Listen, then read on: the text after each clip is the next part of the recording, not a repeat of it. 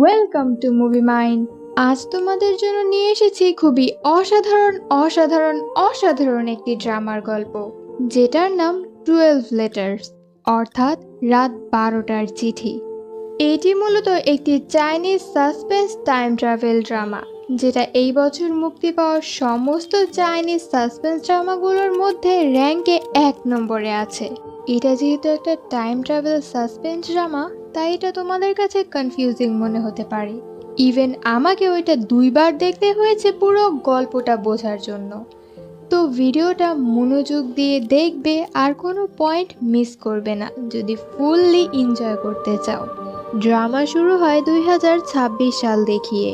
এখানে আমরা জিয়ং নামের একটা আঙ্কেলকে দেখি, যে একটা মেল বক্সের পাশে বসেছিল চিঠির অপেক্ষায়। সেখানকার গার্ড তাকে প্রতিদিন বলতো যে এখন আর চিঠির জমানা নেই, তাই আপনি যেটার জন্য অপেক্ষা করছেন সেটা মনে হয় কোনো দিনই আসবে না।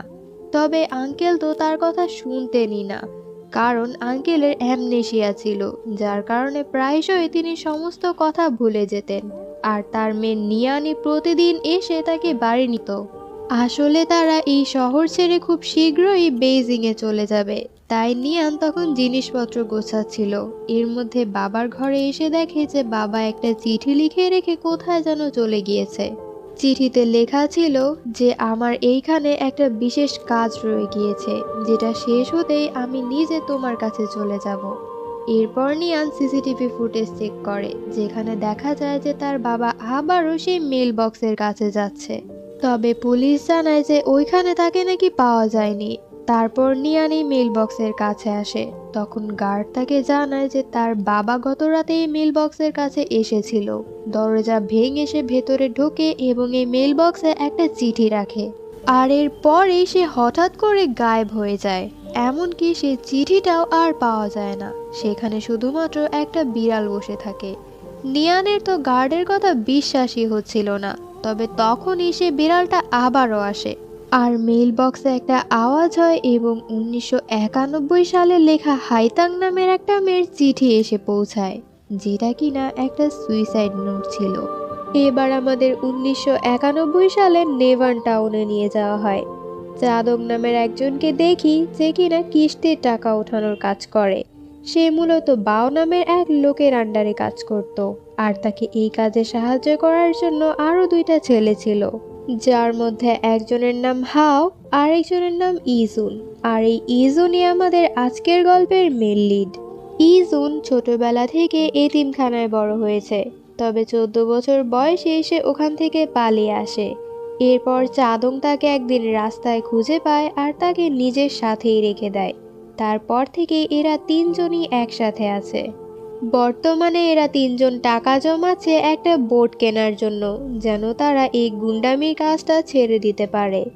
বাও আজ তাদের ইবো নামের এক লোকের কাছ থেকে টাকা ওঠানোর দায়িত্ব দিয়েছে, যে কিনা নিজের মায়ের চিকিৎসার জন্য তার কাছ থেকে টাকা ধার নিয়েছিল। যাই হোক, এখানে আসার পর তারা ইবোকে পায় না, বরং তার মেয়ে হাইতাংকে পায়। আর এই হাইতাংই হচ্ছে আমাদের আজকের গল্পের ফিমেল লিড। যাই হোক, হাইতাং এখানে বসে বসে একা একা তার দাদির ফিউনারাল করছিল। এই 3জন হুট করে বাড়িতে ঢুকে যায় আর খুঁজে খুঁজে হাইতাংয়ের দাদির জমানো টাকা পেয়ে ওগুলো নিয়ে নেয়। আর যাওয়ার আগে বলে যায় যে হাইতাং যেন তার বাবাকে বলে দেয় যে বাওয়ের টাকা ফেরত দিয়ে সে যেন এই টাকাগুলো নিয়ে নেয়। এরপর তারা চলে যায় আরেক জায়গায় ঋণের টাকা উঠাতে। তবে দেখা যায় যে ওই লোকগুলো তাদের থেকে কম ছিল না। সেইখানে বড় একটা মারামারি লেগে যায়, যেখানে এই 3জন ভালোই মার খায়। যাক, এবার মারটার খেয়ে সন্ধ্যায় এরা এদের বাড়ি পৌঁছে যায়, যেটা কিনা একটা গেম প্লে ক্লাব ছিল, যার 2 তলায় একটা দোকান ছিল, যে দোকানে জিনজু নামের একটা মেয়ে ছিল। এই মেয়েটার পায়ে সমস্যা, তবে আমাদের হাও এই জিনজুকে অনেক বেশি পছন্দ করত। সুযোগ পেতে লুকিয়ে লুকিয়ে সে জিনজুর দিকে তাকিয়ে থাকতো। যাই হোক, চাদং এসে বাওকে জানায় যে সে ইবোর কাছ থেকে টাকা তুলতে পারেনি। তখন বাও এই দায়িত্বটা চ্যাং নামের একজনকে দেয়, যে কিনা অনেক বেশি উশৃঙ্খল ছিল আর কথায় কথায় মারামারি করত। যাই হোক, পরদিন ইজুন স্কুলে আসে। এইখানে একটা টিচার ছিল যে কিনা চাদংকে আগে থেকেই চিনতো, আর সে চাইছিল না ইজুনের ভবিষ্যৎও চাদংয়ের মতো হোক, তাই সে তাকে ভালোভাবে পড়াশোনা করতে বলে। এবার ইজুন ক্লাসে আসলে দেখা যায় হাইতাং তার ক্লাসমেট ছিল। ব্রেক টাইমে হাইতাং ইজুনকে বলে, তুমি যদি আমার দাদির টাকা আমাকে ফেরত না দাও তাহলে আমি টিচারকে তোমার গুন্ডামের ব্যাপারে সব বলে দিব। ইজুন জানায় যে এই টাকা তার কাছে নেই। পরের সিনে দেখি হাইতাং একটা বুক স্টোরে পার্ট টাইম জব করত। এখানকার ওনার চাইছিল একটা ইভেন্টের আয়োজন করতে, যেখানে প্রত্যেকটা মানুষ তাদের ফিউচার সেলফকে চিঠি লিখতে পারবে। হাইতাং যখন এটার বোর্ড বাইরে টাঙাচ্ছিল তখন সেখানে একটা ভাঙাড়িওয়ালা আসে আর তার কাছে ওখানে পড়ে থাকা কার্ডবোর্ডগুলো চায়। তার গাড়িতে আমরা সেই পোস্ট বক্সের সাথে সাথে ওই বিড়ালটাকেও দেখতে পাই। পরদিনই দেখা যায় সেই মেইল বক্সটা হাইতাংদের বুক স্টোরের সামনে। ওনার তো অবাক, এক রাতের মাঝে এটা এখানে কে রেখে গেল। তখন ওখানে হাইতাং আসলে সে তাকে একটা চিঠি দেয় যেটা সেই মেইল বক্স থেকে পেয়েছে, আর সেটা নাকি হাইতাং এর নামে এসেছে। হাইতাংও সেই চিঠিটা নিয়ে পড়তে শুরু করে। পরের সিনে দেখি যে সে স্কুলের ক্লাস ফান্ড জমা করছে। এরপরে সে ইজুনকে অনেক বকাবকি করে, কারণ ওই চিঠিটা ইজুনই লিখেছিল। তবে ইজুন জানায় যে সে তো কোনো চিঠি লেখেইনি। এইদিকে ক্লাসরুমে শ্যান নামের একটা ছেলে হাইতাং এর ব্যাগ থেকে সেই চিঠিটা বের করে আর জোরে জোরে সবাইকে পড়ে শোনায়। সে বলতে থাকে যে ইজুন হাইতাংকে লাভ লেটার পাঠিয়েছে। ইজুন তো ক্লাসে এসে এটা দেখে অনেক বেশি রেগে যায় আর শ্যানকে মেরে তার কাছ থেকে ওই চিঠিটা নিয়ে নেয়। এরপর হাইতাং ওই চিঠিটাকে ছিঁড়ে ডাস্টবিনে ফেলে দেয়। পরের সিনে আমরা তাদের দুজনকে টিচারের সাথে দেখতে পাই। ক্লাসরুমে সেই ঘটনার পুরো ব্লেম এসে পড়ে বেচারা ইজুনের উপর, কারণ ইজুন তো এমনিতেই গুন্ডামি করে, হতেই পারে সে হাইতাংকে বিরক্ত করার জন্য সত্যিই চিঠি লিখেছে। কিন্তু ইজুন বারবারই অস্বীকার করতে থাকে। সে বলে, যদিও আমার হ্যান্ডরাইটিং এর সাথে এই চিঠির হ্যান্ডরাইটিং এর মিল আছে, তারপরও আমি এই চিঠিটা লিখিনি। এর মধ্যেই সেখানে হাইতাং এর বাবা ইবো চলে আসে। এরপর সে টিচার্সদের কাছে ক্ষমা চায় আর বলে যে বাড়ি গিয়ে সে তার মেয়ের সঙ্গে এই ঝামেলার ব্যাপারে কথা বলবে। তারপর সে ইজুনকেও হুমকি দিয়ে বলে যে সে যেন তার মেয়ের থেকে দূরে থাকে। সবাই চলে যাবার পর ইজুন ডাস্টবিন থেকে ওই ছেঁড়া চিঠিটা উঠিয়ে নেয়।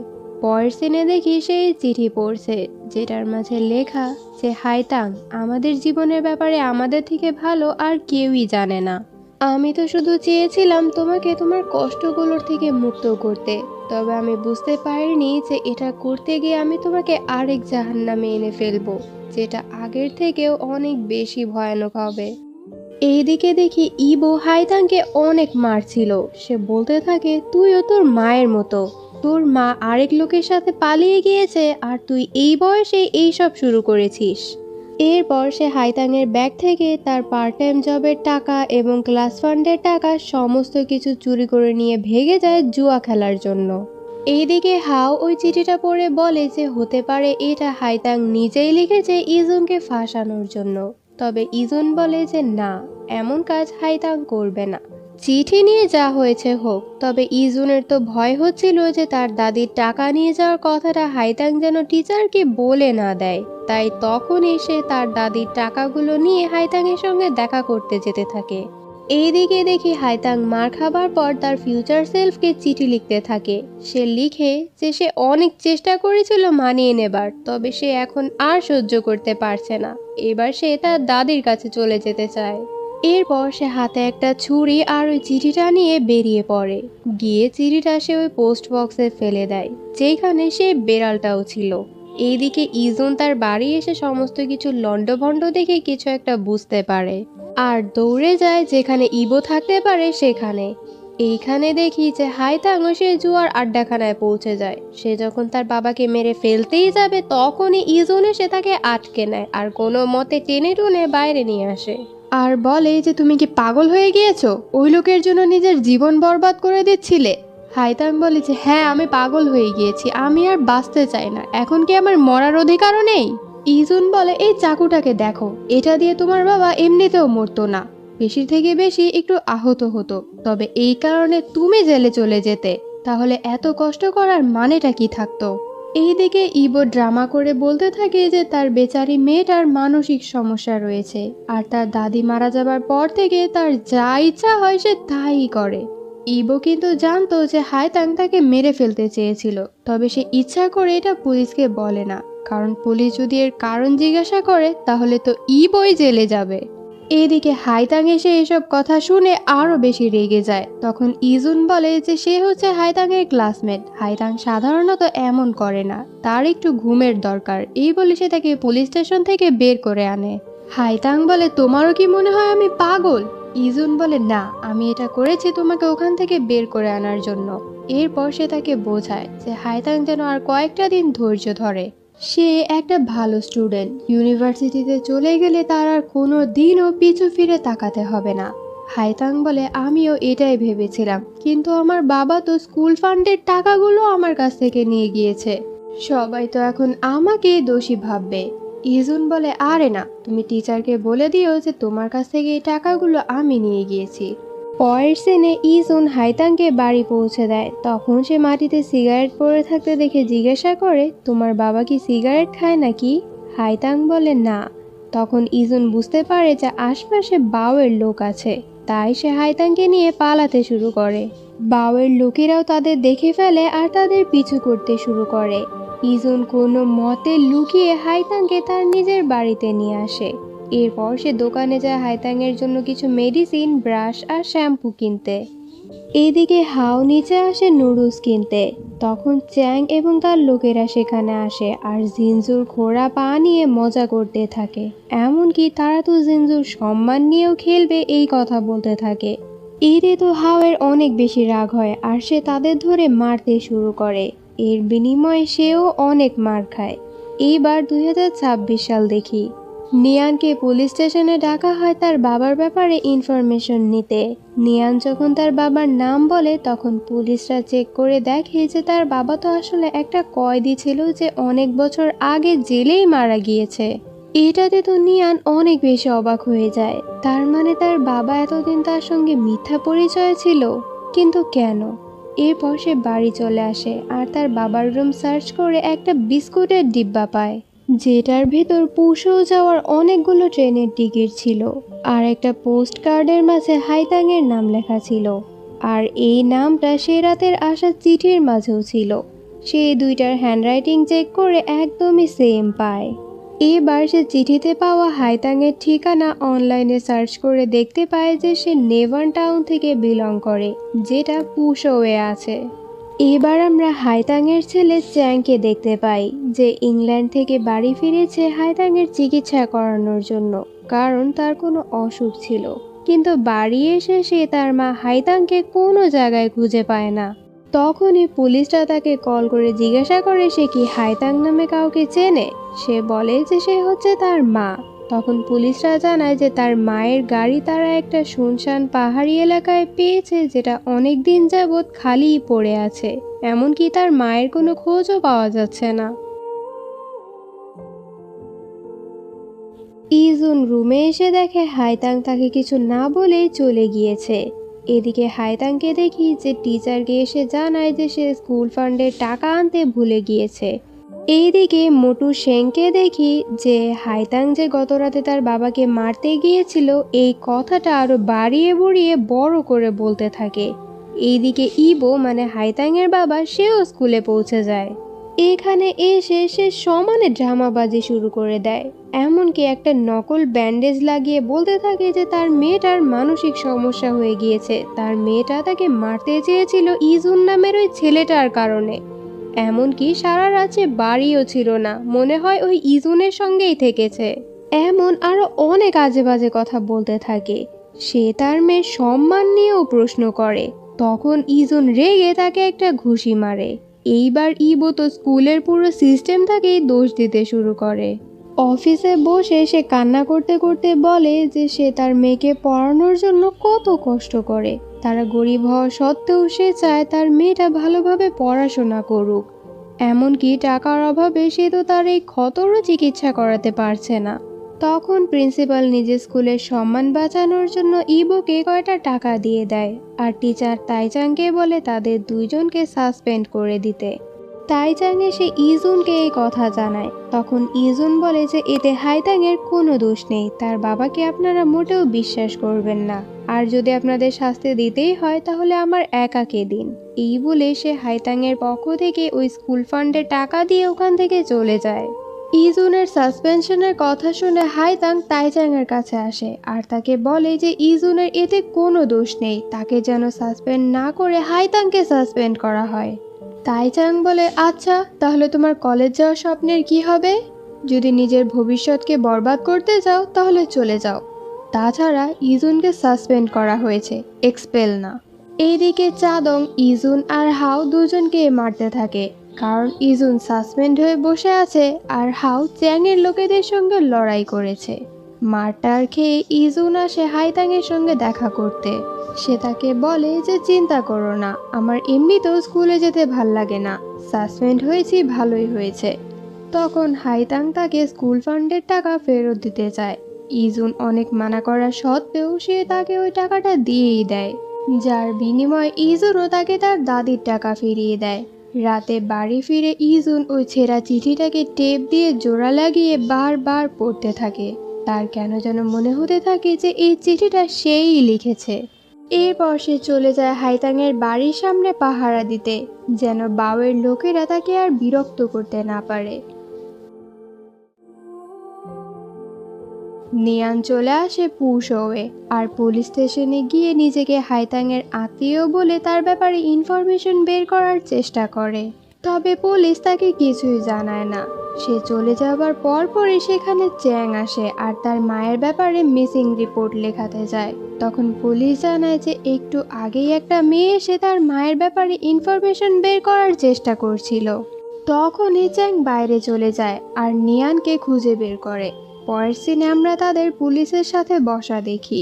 নিয়ান বলছিল যে হাইতাংয়ের নামে লেখা একটা চিঠি সে তার বাবার রুম থেকে পেয়েছে এবং তাদের দুজনের গায়েব হয়ে যাওয়ার দিনও একই ছিল। তবে চ্যাংয়ের মনে হতে থাকে যে নিয়ানই হয়তো তার মাকে কিডন্যাপ করে কোথাও লুকিয়ে রেখেছে। আবার পুলিশের মনে হতে থাকে যে বড়রা নিজেদের মাঝের কোনো ঝামেলা মেটানোর জন্য হয়তো কোথাও গিয়েছে। নিয়ান বলে সে চ্যাংয়ের বাড়ি যেতে চায়। পরের সিনে দেখি সে হাইতাংয়ের রুম সার্চ করে ঠিক অমনই একটা বিস্কুটের ডিব্বা পায় যেটা সে তার বাবার রুমে পেয়েছিল। তবে চ্যাং তো এ ব্যাপারে কিছুই জানতো না, এমনকি সে তার মায়ের ব্যাপারে অনেক কিছুই জানতো না, কারণ তার বাবা মায়ের অনেক আগেই ডিভোর্স হয়ে গিয়েছিল এবং সে তার বাবার সঙ্গে ইংল্যান্ডে থাকতো।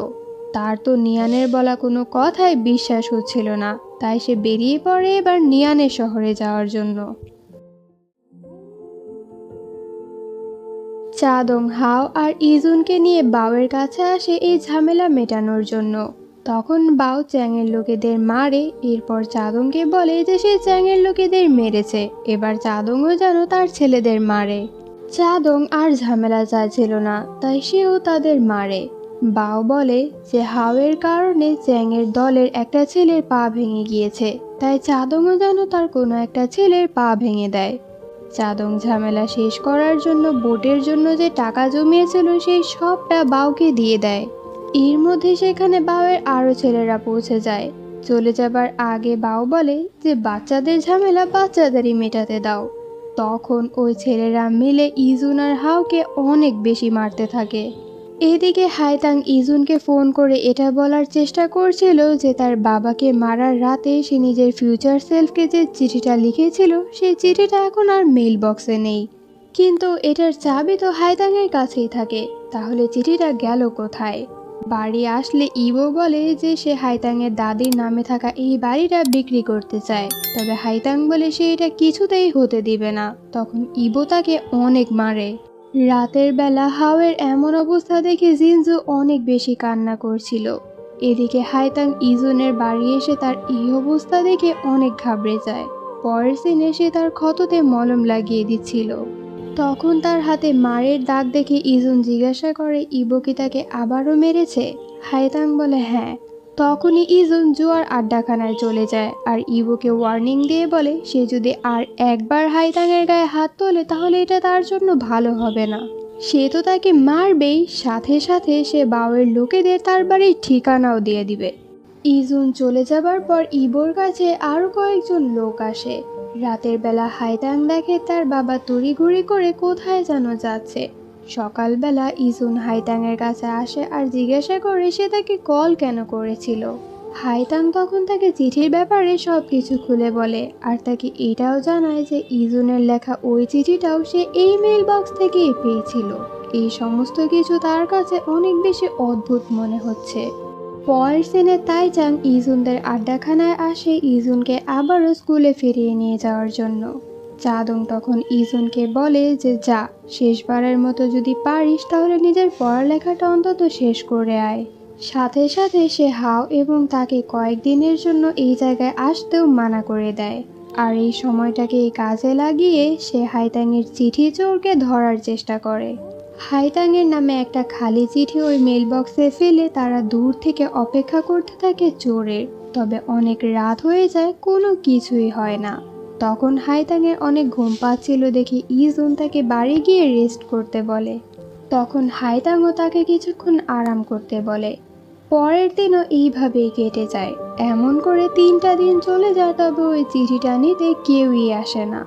বুক স্টোরে বসে সে ইজুনের লেখা ওই ছেঁড়া চিঠিটার দিকে তাকিয়ে বুঝতে পারে যে এই চিঠিটা যে কাগজে লেখা হয়েছে এই কাগজটা শুধুমাত্র তার এই বুক স্টোরেই পাওয়া যায়। তার মানে চিঠি লেখা মানুষটা এই বুক স্টোরে প্রায়ই আসে। নিয়ান চ্যাংকে মেল বক্সের কাছে নিয়ে আসে। এরপর সে এবং গার্ড মিলে তাকে সমস্ত কিছু খুলে বলে। তবে চ্যাংয়ের কোনো কথাই বিশ্বাস হচ্ছিল না। তখন সেখানে ওই বিড়ালটা আসে। সাথে সাথে গার্ড চ্যাংয়ের হাত থেকে সুইসাইড লেটার নিয়ে মেল বক্সে দিয়ে দেয়। এদিকে হাইতাংরা সে বিড়ালকে মেল বক্সের কাছে দেখতে পায় আর সেখানে একটা শব্দ হয়। সাথে সাথে তারাও মেল বক্স খোলে আর ওইখানে সেই সুইসাইড নোটটা তারা পেয়ে যায়, যেটা হাইতাং নিজের বাবাকে মারার রাতে নিজের ফিউচার সেলফকে লিখেছিল। ইজুন তো ভালোভাবে ওই মেল বক্সটাকে চেক করতে থাকে, তবে সন্দেহজনক কিছুই সে পায় না। হাইতাং বুঝতে পারে শুধুমাত্র তার লেখা চিঠি আনাগোনা হচ্ছে। ইজুন বলে যদি এমনটাই হয় তাহলে তাদের আরেকটা চিঠি লিখে এইটা জিজ্ঞাসা করতে হবে যে কে এই চিঠিগুলো নিচ্ছে আর কে এই চিঠিগুলো পাঠাচ্ছে। চ্যাংয়ের তখনও এসব কিছু বিশ্বাস করছিল না। সে বলতে থাকে যে নিয়ান আর গার্ড মিলে তাকে ম্যাজিক ট্রিক দেখিয়ে বোকা বানানোর চেষ্টা করছে। নিয়ানের এসব ঢং আর সহ্য হয় না আর সে নিজের বাড়ি যেতে থাকে। তখন চ্যাংও তার পিছু পিছু যায়। এরপর সে তার বাড়ি চেক করে এটা দেখার জন্য যে নিয়ান তার মাকে কিডন্যাপ করে আবার এখানে লুকিয়ে রাখলো কিনা। তখন নিয়ান বলে তার বাবা হারিয়ে যাবার আগে বলেছিল যে এইখানে তার একটা কাজ বাকি আছে, কিন্তু সেটা কী কাজ সেটা সে তাকে বলেনি। এরপর সে চ্যাংকে তার বাবা মায়ের ডিভোর্সের ব্যাপারে জিজ্ঞাসা করে। চ্যাং বলে সে যখন 10 বছরের ছিল তখন তার বাবা মায়ের ডিভোর্স হয়ে গিয়েছিল। তার বাবা তাকে নিয়ে অ্যাব্রোডে চলে যায় আর তার মা বলে যে সে এখানেই থাকবে। এরপর সে নিয়ানের মায়ের ব্যাপারে জিজ্ঞাসা করে। নিয়ান বলে যে তার মা তাকে জন্ম দিতেই মারা গিয়েছে। এইখানে তাদের দুজনের মনে হতে থাকে যে নিয়ানের বাবা আর চ্যাংয়ের মায়ের মাঝে অতীতে কিছু তো একটা ছিল। নিয়ান বলে চিঠি যেহেতু এইভাবে আসা যাওয়া করছে তাহলে তো তারা এর মাধ্যমে অপর পাশের লোকেদের সঙ্গে কথা বলতেই পারে। হতেও তো পারে যে তারাও নিয়ানদের উদ্দেশ্য করে চিঠি লিখছে। এইদিকে আসলেও হাইতাংরা চিঠি লিখছিল। এইখানে এসে সেই প্রথমবার আসা চিঠির ব্যাপারেও উল্লেখ করে। তারপর তারা চিঠিটা ওই মেল বক্সে দেয়, কিন্তু দেখা যায় যে চিঠিটা যায় না।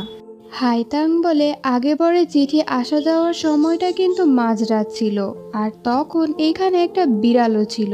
হতে পারে এইটাই এই চিঠি আদান প্রদানের কন্ডিশন।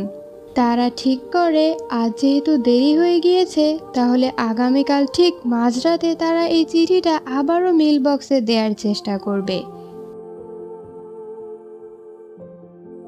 এইদিকে নিয়ানরাও মেল বক্সের কাছে চলে আসে। এখানে চ্যাং চিঠির সঙ্গে আরও কিছু জিনিস এনেছিল এটা পরীক্ষা করতে যে এইগুলো যায় কিনা। এইদিকে একদিন পার হয়ে যায়। এরা দুজন ঠিক মাঝরাতে মেল বক্সে চিঠি ফেলে দেয়। এদের চিঠি তো চলে যায়, তবে এদিকে নিয়ানরা যে চিঠি পাঠিয়েছিল সেটা কোথাও যায় না, কারণ চ্যাং তো চিঠিতে কিছু লেখেইনি। সে খালি কাগজ রেখে পরীক্ষা করছিল আর এখন এদেরকে মিথ্যুক বলতে থাকে। এরপর সে মেল বক্সে দেয়া জিনিস আবার বের করতে গেলে সেখানে হাইতাংয়ের চিঠি দেখে তো তার মুখ বন্ধ হয়ে যায়। চিঠিতে লেখা ছিল, আমার নাম হাইতাং। এই মেল বক্স থেকে কিছুদিন আগে আমি একটা চিঠি পেয়েছিলাম। সানশান বুক স্টোরের সামনে আমাদের মেল বক্স। তাছাড়া কিছুদিন আগে আমারও একটা চিঠি গায়েব হয়ে গিয়েছিল। তোমরাও কি এর ব্যাপারে কিছু জানো? চিঠির তারিখ দেখে এবার চ্যাংয়েরও বিশ্বাস হয়ে যায় যে এই মেল বক্সটা দুইটা টাইমলাইনকে কানেক্ট করছে।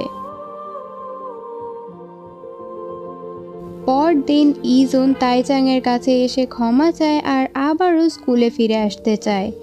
এরপর সে তাকে চাদংয়ের সঙ্গেও দেখা করতে বলে, কারণ চাদং নিজেকে বন্দি করে রেখেছে। এমনকি সে ইজুন আর হাওয়ের সঙ্গেও কথা বলছে না। এখানে আমরা জানতে পারি যে তাইচাং আর চাদং আগে রিলেশনে ছিল। পরে চাদং বাওয়ের সঙ্গে কাজ করা শুরু করে, তাই তাইচাং তার সঙ্গে ব্রেকআপ করে নেয়। পরে চাদং এই হলটা কেনে। সে ভেবেছিল যে এটা থেকে ইনকাম করলে তার দিন পাল্টে যাবে, তবে কোনো কিছুই হয় না। তখন তাইচাং বলে যে বাওয়ের হাতে মার খেয়ে থেমে গেলে চলবে। এরপর সে তাকে ধার হিসেবে কয়েকটা টাকা দেয় আর বলে যে এই হলটা ঠিক করাও এবং ওই ছেলে দুইটার সাথে তোমার নিজের জীবনকেও শুধরাও।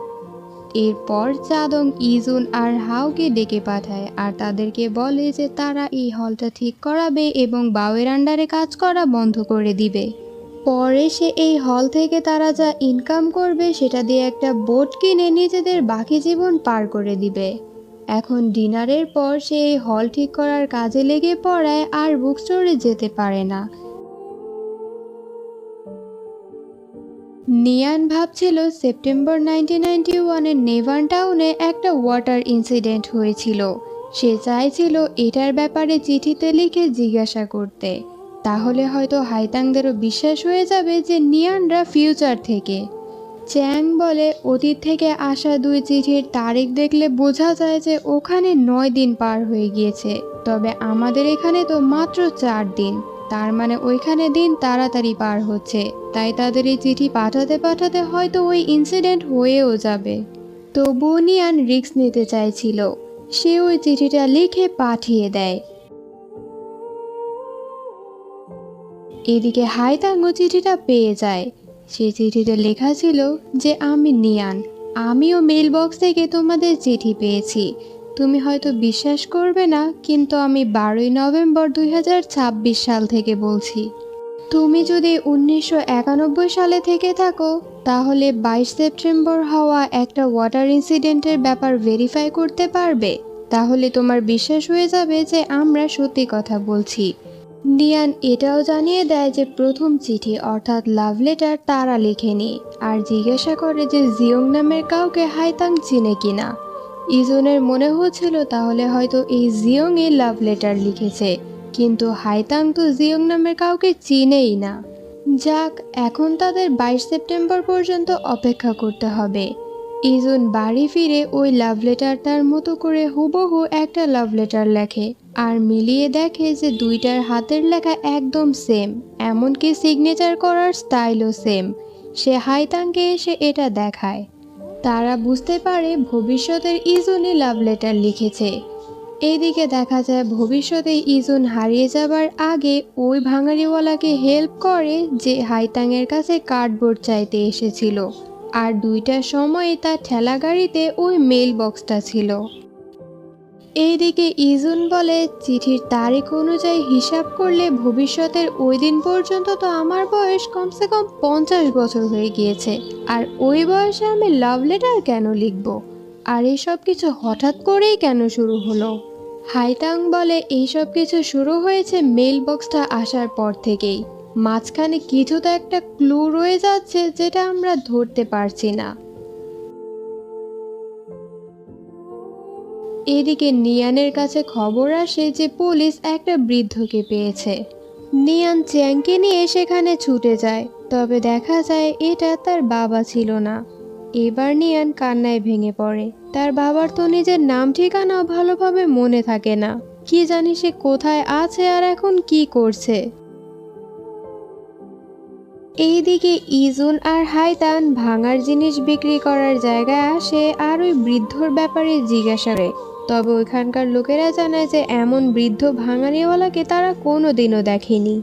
পরের সিনে এরা তিনজন যখন তাদের হল রিপেয়ার করছিল, তখন বাওয়ের লোকেরা তাদের জন্য নতুন কাজ নিয়ে আসে। তবে চাদং স্পষ্ট করে জানিয়ে দেয় যে সে আর বাওয়ের আন্ডারে কাজ করবে না। এরপর সেখানে তাইচাং আর হাইতাং আসে। তাইচাং ইজুনকে স্কুলে তো ফিরিয়ে নিয়ে যাবে, তবে কয়েকটা শর্তে। প্রথমত, ইজুনকে পড়াশোনায় মনোযোগী হতে হবে এবং তাকে হাইতাংয়ের কাছ থেকে টিউশন নিতে হবে। আর দ্বিতীয়ত, আর কোনো গুন্ডামি করা যাবে না। এটাতে ইজুন রাজি হয়ে যায়। এবার ইজুন যেহেতু কাল থেকে স্কুলে যাবে, তাই হাইতাং তার বাড়িতে আসে তার চুলে একটু কাটিং দিয়ে তাকে গুন্ডা ইজুন থেকে স্টুডেন্ট ইজুন বানাতে। এই কাটিং দেওয়ার সময় বলতে থাকে যে স্কুলে যেন সে কোনো রকম মারামারি না করে। এরপর সে জিজ্ঞাসা করে তার জীবনের গোল কি। ইজুন বলে, আমাদের মতো মানুষদের কোনো গোল থাকে না, আমরা প্রতিদিন কামাই করি, প্রতিদিন খাই। তবে তোমার জীবনের গোল কি? হাইতাং বলে, বর্তমানে তার গোল হচ্ছে কলেজ যাওয়া। তার দাদি মারা যাবার আগে বাড়িটা তার নামে লিখে গিয়েছিল আর বলেছিল কলেজ যাওয়ার সময় হাইতাং যেন এটা বিক্রি করে দেয় আর দূরের বড় কোনো শহরে চলে যায়। তবে হাইতাং এখন সিদ্ধান্ত নিয়েছে যদি কোথাও যেতেই হয় তাহলে সে ইজুনকেও সাথে নিয়ে যাবে। এরপর ইজুন তাকে বাড়ি ছাড়তে আসে। ঘরে ঢোকার আগে হাইতাং তাকে গুড লাক লেখা ওই পোস্ট কার্ডটা দেয় যেটা নিয়ান তার বাবার রুম থেকে পেয়েছিল। আসলে ওই যে চ্যাং তখন চিঠির সঙ্গে আরও কিছু জিনিস নিয়ে এসেছিল এটা পরীক্ষা করার জন্য যে এগুলো অতীতে যায় কি না। প্রথমে তো এটা যায়নি, কারণ চ্যাং খালি চিঠি রেখেছিল। কিন্তু পরে যখন হাইতাংয়ের চিঠি ভবিষ্যতে পৌঁছে যায়, তখন চ্যাংয়ের জিনিসগুলো অতীতে চলে আসে আর সেখান থেকে হাইতাং এটা পেয়েছে। যাক, এবার হাইতাং যখনই বাসায় যায় কেউ তার মাথায় বাড়ি মেরে অজ্ঞান করে দেয়। পরদিন সকালবেলা ইজুন তার সঙ্গে স্কুলে যাবার জন্য অপেক্ষা করছিল, তবে অনেকক্ষণ হয়ে যায় হাইতাংয়ের কোনো খোঁজ নেই। সে স্কুলে যাওয়ার পরেও হাইতাংকে কোথাও দেখতে পায় না। এদিকে দেখি ইবো হাইতাংকে কিডন্যাপ করে রেখেছে। এইদিকে ইজুন তাইচাংয়ের কাছে আসে। তাইচাং বলে হাইতাং নাকি অসুস্থ, তাই তার বাবা সকালে এসে ছুটি নিয়ে গিয়েছে। তখন ইজুন ছুটে হাইতাংয়ের বাড়ি যায় আর তার বাবা যেই ফ্যাক্টরিতে কাজ করে সেখানে কল করে। তবে তারা বলে ইবোও নাকি ছুটিতে আছে। এরপর ইজুন যায় পুলিশ স্টেশনে। পুলিশরা বলে কি জানে, ইবো হয়তো তার মেয়েকে মেন্টাল হসপিটালে নিয়ে গিয়েছে। আগেরবার তো সে বলছিল তার মেয়ে মানসিক রোগী। এদিকে ইবো আসলেও হাইতাংকে নিয়ে মেন্টাল হসপিটালে আসছিল যেন তাকে এখানে অ্যাডমিট করিয়ে দিয়ে সে গিয়ে ওই বাড়িটা বিক্রি করতে পারে। তবে সঠিক সময়ে সেখানে ইজুন চলে আসে আর ইবোকে অনেক মারে। ইবো আশপাশের লোকেদের বলে যে তার মেয়েটার মানসিক সমস্যা আর এই ছেলেটার সঙ্গে মিলে সে ইবোকে মারার প্ল্যান করে যাচ্ছে। যাই হোক, এখানে হাইতাং অনেক জোরে জোরে কান্না করে ইজুনকে জড়িয়ে ধরে। সে বলে যে তার বাবা সব সময় এমনই ছিল। যখন তার মা তাদের সঙ্গে ছিল তখন যদি তার মা কোনো লোকের সঙ্গে কথা বলতো, এটাতেই তার বাবা তাকে সন্দেহ করত আর অনেক মারধর করত। এরপর আস্তে আস্তে সে জুয়া খেলতে শুরু করে। যেদিনই হেরে যেত এসে তার মাকে অনেক মারত। এইসব সহ্য করতে না পেরে একসময় তার মা বাড়ি ছেড়ে চলে যায়। তবে ইবো এটা ছড়িয়ে দেয় যে তার মা নাকি ইবোর জমানো সমস্ত টাকা নিয়ে এক লোকের সঙ্গে ভেগে গিয়েছে। এরপর সে দাদির চিকিৎসা আর হাইতাংয়ের পড়াশোনার নাম করে অনেক লোকের কাছ থেকে অনেক টাকা ধার করে আর এই সমস্ত টাকা সে জুয়ায় উড়িয়ে দেয়। তবে সবাই মনে করতো যে এইগুলো সে আমাদের জন্য খরচ করছে, সে না জানে কত ভালো মানুষ। তাই সে তার বাবার ব্যাপারে কিছু বলতে গেলে কেউ তো তাকে বিশ্বাস করেই না, উল্টো তাকে পাগল ভাবতে শুরু করে যে তার মা চলে যাবার পর থেকে এমন হয়ে গিয়েছে। তখন ইজুনও তাকে তার গল্প শোনায় যে সে কোনোদিনই জানতে পারেনি যে তার বাবা কে। 4 বছর বয়সে তার মাও তাকে ছেড়ে চলে গিয়েছিল। সে রাস্তায় রাস্তায় ঘুরতো আর ক্ষুধায় কান্না করত। তখন লোকেরা তাকে ধরে এতিমখানায় দিয়ে আসে। সে অনেক পড়াশোনা করতে চাইছিল, তবে স্কুলে গেলে সবাই তাকে এতিম বলে বুলি করত আর রাগ করে সেও তাদের গায়ে হাত তুলতো। তাই তাকে ওই স্কুল থেকে বের করে দেয়া হয়। সে যে এতিমখানায় থাকতো সেটার ইনচার্জ ছিল তাইচাং এর মা। এই জন্য তাইচাং তাকে চাদং এর সঙ্গে দেখা করিয়ে দেয়। এরপর থেকেই সে চাদং এর সঙ্গে থাকতে শুরু করে। এরপর সে হাওয়ের ব্যাপারে বলে যে হাওয়ের বাবা একজন খুনি ছিল। সে জেলে যাবার পর গ্রামের মানুষেরা তাদের গ্রামে টিকতে দেয়নি, তাদের নামে সবাই উল্টোপাল্টা কথা বলতো। তারপর তারা এখানে চলে আসে। তবে এইখানেও লোকেরা তাদের শান্তি দিত না। অন্যদিকে চাদংও বেশি পড়াশোনা জানা ছিল না, তাই তারও ভালো চাকরি হয় না। সেজন্য সে বাওয়ের আন্ডারে কাজ করতে শুরু করে। এরপর একে একে সে হাও এবং ইজুনকে পায়। এরপর থেকে তারা তিনজন একসাথেই থাকে। তখন হাইতাং বুঝতে পারে যে এই পৃথিবীতে প্রত্যেকটা মানুষের জীবনেই আলাদা আলাদা সমস্যা থাকে। ইজুন বলে, আমি শুধু চাই তুমি ভালোভাবে পড়াশোনা করো আর যেমন জীবনের স্বপ্ন দেখো তেমনটাই পাও। সেদিন যখন তুমি দৌড়ে আমার বাড়িতে আমার খোঁজ নিতে এসেছিলে তখন আমার অনুভব হয়েছিল যে পরিবার থাকলে কেমন লাগে। আচ্ছা, তুমি কি আমার পরিবার হবে? হাইতাং বলে, অবশ্যই। এরপর থেকে হাইতাং তাকে টিউশন দিতে শুরু করে আর ইজুন তাকে সাইকেল চালানো শেখায়। দেখতে দেখতে 22 সেপ্টেম্বর চলে আসে। তারা সমুদ্র বন্দরে যায় আর সেখানে সত্যি সত্যি সেই ঘূর্ণিঝড়টাও দেখতে পায়। এরপরই তারা নিয়ানকে চিঠি লিখতে বসে যে সে সত্যিই সে ঘূর্ণিঝড় দেখেছে আর তারা জিয়াং নামের কাউকে চেনে না। তারা শুধু জানে যে রাত 12টার সময় এই মেল বক্সে চিঠি আদান প্রদান হয় আর তখন এখানে একটা বিড়ালও থাকে। এই চিঠি তারা পাঠিয়ে দেয়। নিয়ানরাও চিঠি পেয়ে যায়। চ্যাং বলে যে এই মেল বক্স দুইটা টাইমলাইনকে কানেক্ট করে, এই ব্যাপারটা তারা ছাড়া হয়তো বা আরও মানুষও জানে, অথবা এমন মেল বক্স পৃথিবীতে আরও অনেক আছে। তবে প্রথমে তাকে এটা বের করতে হবে যে এই চিঠিওয়ালা হাইতাঙ্গি তার মা কিনা। সে এবার চিঠিতে এমন কিছু লিখবে যেটা তার মা এবং সে ছাড়া আর কেউ জানে না। সে চিঠি লিখে সেটা পাঠিয়েও দেয়। বাড়ি ফিরে নিয়ানকে বলে যে সে পুশো ফিরে যাচ্ছে। পুলিশ জানিয়েছে তারা তার মাকে খুঁজে পেয়েছে। এদিকে দেখা যায় পুলিশরা নদী থেকে একটা মহিলার লাশ পেয়েছে যে ডুবে মারা গিয়েছিল আর তার বয়স মোটামুটি 50 থেকে 60 বছরের মধ্যে। চ্যাং ভেরিফাই করতে আসে যে এটা তার মা কিনা। সাথে নিয়ানও ছিল। সেখানে সে জানতে পারে যে তার মায়ের গাড়ির প্যাসেঞ্জার সিটে একটা বৃদ্ধ লোক ছিল যার বয়সও এমনই 50-60 বছর হবে। চ্যাং বলতে থাকে এইবার সে পুলিশের কাছে যাবে, কারণ তার মনে হচ্ছে নিয়ানের বাবাই তার মাকে মেরে ফেলেছে। নিয়ান তাকে বারবার বোঝাচ্ছিল যে তার বাবা এমন কোনো কাজ করতেই পারে না, তবে চ্যাং তো তার কথা শোনেই না। এরপর নিয়ান তার বন্ধু মিয়াও মিয়াওকে কল করে আর তাকে বলে যে তার অনুপস্থিতিতে সে যেন তার বাবাকে খুঁজতেই থাকে আর বেশি বেশি করে ওই মেল বক্সের কাছে যায়। এরপর পুলিশ নিয়ানকে জিজ্ঞাসাবাদ করতে ডেকে পাঠায়। গাড়ির ছবি দেখিয়ে জিজ্ঞাসা করে যে পিছনের সিটে যে লোকটা বসে আছে এটা নিয়ানের বাবা কিনা, তবে নিয়ান মানা করে দেয়।